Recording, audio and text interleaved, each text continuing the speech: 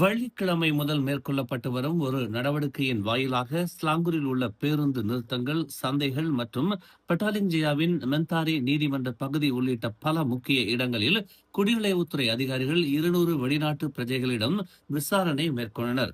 குடிநுழைவு சட்டங்களுக்கு இணங்குவதை உறுதி செய்வதற்கும் பண்டிகை காலங்களில் பொது பாதுகாப்பையும் ஒழுங்கையும் பேணுவதற்கும் இச்சோதனை மேற்கொள்ளப்பட்டதாக ஸ்லாங்கூர் குடிநுழைவுத்துறை இயக்குனர் கைருல் அமீனாஸ் கமருடின் தெரிவித்தார்.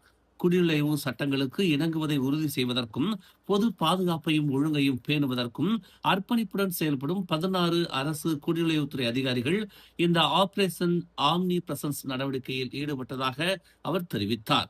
பீகான் விளக்குகள் பொருத்தப்பட்ட அதிகாரப்பூர்வ துறைசார் கார்கள் இந்த நடவடிக்கையில் பயன்படுத்தப்பட்டதாக அவர் கூறினார். மேலும் செய்திகளை தெரிந்து கொள்ள தமிழ் மலர் இணையதளம், தமிழ் மலர் செயலி மற்றும் மலர் டிவி யூடியூப் சேனலை வலம் வாருங்கள்.